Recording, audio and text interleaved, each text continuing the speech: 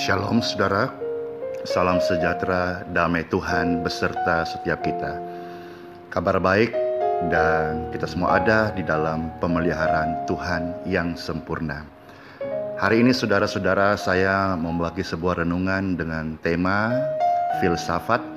Apakah filsafat itu apa yang ditulis oleh kitab suci, sehingga kita boleh tahu bagaimana cara hidup orang percaya, pedoman hidupnya apa sesuai firman Tuhan. Mari kita berdoa. Bapa, terima kasih hari ini kami sungguh bersyukur kami ada di dalam Engkau, oleh Engkau, dan karyamu dalam hidup kami adalah sempurna. Itulah sebabnya kami hidup, kami mau terus menjadikan Tuhan dan firman-Mu sebagai pedoman satu-satunya kehidupan kami di dunia ini dan kehidupan kekal kami. Di dalam nama Tuhan Yesus kami mengucap syukur dan berdoa. Kalau saudara melihat dalam Kolose pasal 2 ayat 8, di sana firman Tuhan berkata, "Hati-hatilah supaya jangan ada yang menawan kamu dengan filsafatnya yang kosong dan palsu, menurut ajaran turun-temurun dan roh-roh dunia, tetapi tidak menurut Kristus."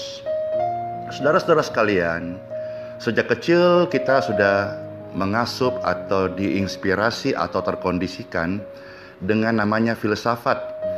Ya, dan filsafat itu bagaimana cara berpikir dunia, baik itu melalui orang tua kita, keluarga, dan masyarakat di sekitar kita, yang karenanya kita menjadi seseorang yang diwarnai dan dibangun oleh cara berpikir yang kita serap tersebut sehari-hari. Nah, hal ini yang membuat kita sebenarnya bisa dikatakan sebagai anak-anak dunia. Sekalipun kita sekarang sudah beragama, termasuk agama Kristen. Kalau cara pandang kita masih berdasarkan filsafat atau ajaran-ajaran dunia, baik lewat orang tua, sekeliling kita, metode-metode pengajaran-pengajaran duniawi turun-temurun, sebetulnya cara berpikir kita masih anak dunia. Sekalipun, saya ulangi, kita sudah beragama termasuk menjadi orang Kristen. Sesungguhnya saudara-saudara, kita mengaku sebagai anak Tuhan, seharusnya standar kita, cara berpikir kita, cara berucap kita, teladan hidup kita betul-betul mencerminkan anak Tuhan. Sehingga keberadaan kita sebagai anak Tuhan atau orang percaya tidak hanya sekedar status, tapi sungguh keberadaan kita mencerminkan, memancarkan pribadi Bapa di surga, karena kita adalah anak-anak Bapa, ya. Dan semestinya memang begini kalau kita mengakui bahwa kita adalah anak Bapa di surga. Manusia boleh mengaku, gereja boleh melegalisir, ajaran turun-temurun boleh berkata tidak apa-apa, baik-baik saja, boleh ditoleransi. Tetapi kalau di mata Tuhan dan standar firman-Nya, kita tidak menempatkan cara hidup kita sebagai anak-anak Tuhan, maka saudara-saudara, Bapa tidak akan mengakui kita. Karena apa saudaraku? Anak Tuhan itu ditandai satu, yaitu melakukan kehendak Bapa. Tentu di dalam melakukan kehendak Bapa, dia boleh mengerti, memahami perasaan dan kehendak Bapa di surga. Itulah sebabnya Tuhan Yesus memberikan teladan bagi setiap kita bahwa dia mengosongkan diri, mengambil rupa seorang hamba. Saudara bayangkan, Tuhan Yesus melepaskan semua cara pandang surgawinya. Dia mengosongkan diri dari tahtanya sebagai pangeran surgawi, sebagai yang kudus, yang mulia. Dia mengosongkan dirinya, lalu mengambil rupa seorang hamba, supaya kita yang hamba ini menerima kemuliaannya. Tentu di dalamnya cara hidup kita, cara pandang kita, Tuhan mau kita menerima sungguh-sungguh, bukan hanya status pengakuan, tapi kehidupan kita betul-betul mencerminkan kehidupan Bapa di surga, melakukan kehendaknya. Dan ini adalah perwujudan iman atau bukti daripada percaya kita. Sebab percaya itu bukan hanya sekedar kita berkata-kata aku percaya Tuhan Yesus Kristus mati kayu salib, dosaku diampuni oleh bilur-bilur dan seterusnya. Tetapi percaya itu adalah sebuah tindakan nyata sehingga orang bisa melihat iman kita. Karena kata percaya itu biasa disinonimkan dengan kata orang beriman. Ya, tentu kalau orang beriman berbeda hidup, pola, cara bicara, cara berpikir dengan orang non beriman. Maka kita harus betul-betul tidak lagi menyerupai anak-anak dunia ataupun filsafat-filsafat orang-orang dunia. Kita harus berani ambil keputusan untuk berbeda. Harus ambil keputusan untuk berani berkata tidak. Harus berani berkata untuk kita keluar dari keberadaan hal-hal yang sebetulnya bukan Bapa kehendaki. Itulah sebabnya sejak kita menjadi percaya, kita diberi kesempatan hidup, saudara-saudara, untuk kita memancarkan kemuliaan Bapa di surga. Sebab apa? Percaya artinya kita menyerahkan diri kepada objek yang kita percayai. Contoh, kalau kita mengaku sebagai anak Tuhan, kita harus betul-betul mencerminkan melakukan kehendak Bapa di surga.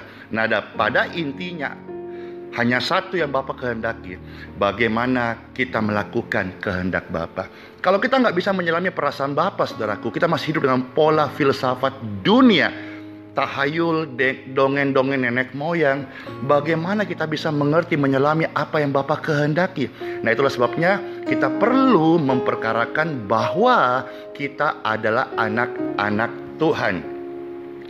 Tentu bukan hanya sekedar menjadi orang baik menurut hukum, tetapi Roh Kudus yang ditaruh dalam diri kita menuntun kita kepada seluruh kebenaran, dan kita harus hidup seturut apa yang Bapa kehendaki. Mustahil tidak, saudaraku. Kalau Bapa berfirman, saya percaya Roh Kudus akan mampukan kita untuk menyelesaikan firman-Nya.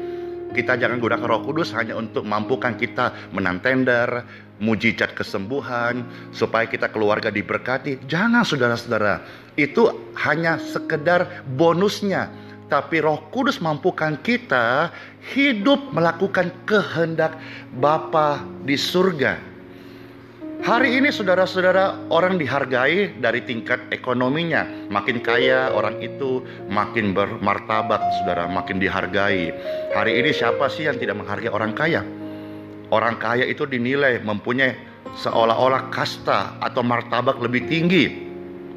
Bahkan secara filsafat atau turun-temurun cara pandang dunia, orang yang bermartabat tinggi adalah diukur dari pangkatnya. Siapapun di dunia ini pasti menghormati orang yang berpangkat tinggi.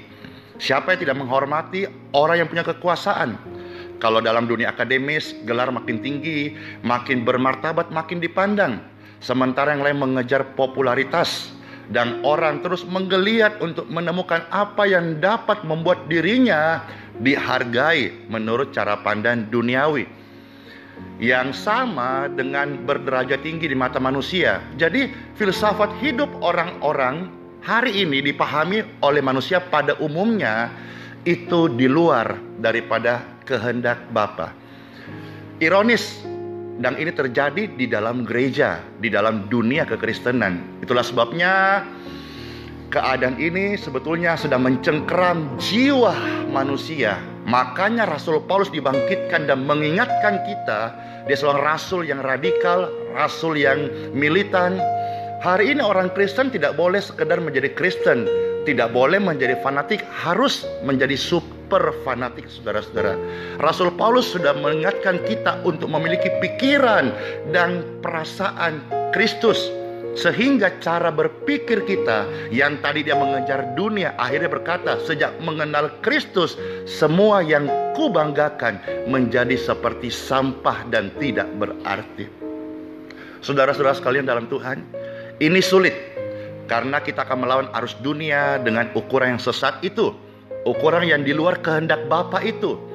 Ini tidak berarti kita tidak boleh kaya, kita tidak boleh berpangkat, kita tidak boleh populer, kita tidak boleh untuk menjadi orang-orang memiliki tingkat akademis yang tinggi.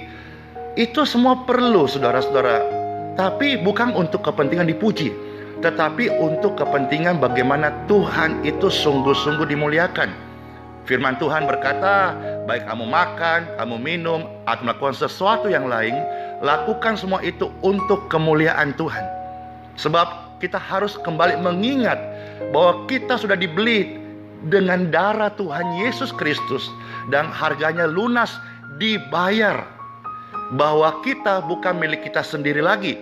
Jadi kalau kita menerima penebusan oleh darah Tuhan Yesus yang membuat kita sudah menjadi miliknya, mestinya saudara-saudara, kita tidak memiliki hak lagi.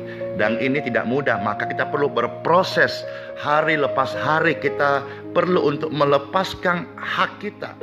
Maka di titik akhir perjalanan hidup manusia, kita akan berkata, apapun yang aku miliki, aku tidak merasa memiliki, karena semua yang kumiliki sebetulnya datang daripada Tuhan, dan segala kemuliaan hanya bagi Tuhan Yesus Kristus.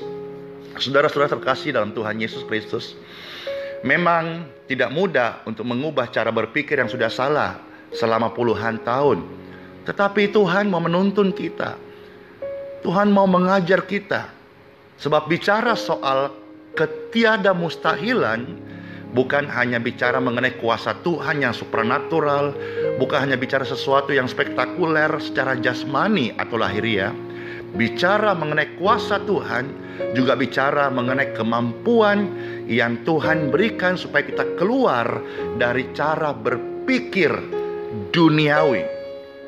Di dalam 2 Petrus pasal 1 ayat 3-4, firman Tuhan menceritakan saudara-saudara bahwa karena kuasa ilahinya telah menganugerahkan kepada kita segala sesuatu yang berguna untuk hidup yang saleh, oleh pengenalan kita akan Dia yang telah memanggil kita oleh kuasanya yang mulia dan ajaib.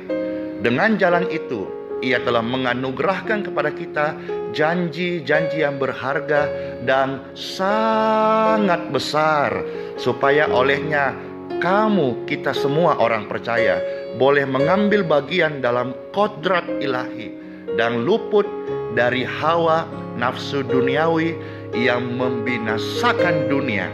Saudara-saudara, kita harus mengenakan kodrat ilahi, amin, sebagaimana yang telah dikenakan oleh Tuhan kita Yesus Kristus. Ia yang rela mengosongkan dirinya, meletakkan semua martabatnya. Dialah Tuhan Yesus Kristus, contoh dari sosok yang mempunyai sebuah kehidupan keteladanan ilahi yang sempurna. Jadi saudara-saudara sekalian, kalau kita berbicara mengenai bagaimana teladan hidup, pedoman hidup kita, marilah kita mengarahkan seluruh keberadaan cara berpikir kita kepada hal-hal daripada pribadi Tuhan Yesus Kristus. Ekonomi, gelar pangkat, kekuasaan, popularitas dan lain sebagainya, itu hanya bermartabat tinggi menurut ukuran manusia, dan belum tentu bermartabat tinggi atau baik dan benar menurut ukuran Tuhan. Lazarus mati dalam keadaan miskin, tetapi dia diangkat menjadi warga kerajaan surga. Sementara orang kaya mati dalam keadaan kaya, tapi dia dilemparkan masuk dalam perapian Tartarus yang mengerikan, tempat penghukuman yang sangat-sangat menyakitkan. Saudara-saudara, mari kita menjadi orang-orang percaya hari-hari ini. Kita belajar mau memiliki cara pandang seperti yang Tuhan kehendaki, tidak lagi menjadi serupa dengan dunia, apalagi berpedoman pada filsafat-filsafat dunia, ajaran nenek moyang kita, atau percaya dongeng dan tahayul. Kita mau sebagai orang percaya di sisa umur saya dan saudara-saudara, bagaimana hidup kita menyenangkan hati Bapa di surga dan melakukan kehendak Bapa sebagai yang terkasih dan kita sebagai anak-anaknya. Sola fide, terus hiduplah dengan tuntunan firman Tuhan dan sebagai orang yang beriman kepada kitab suci. Tuhan Yesus Kristus memberkati. Shalom.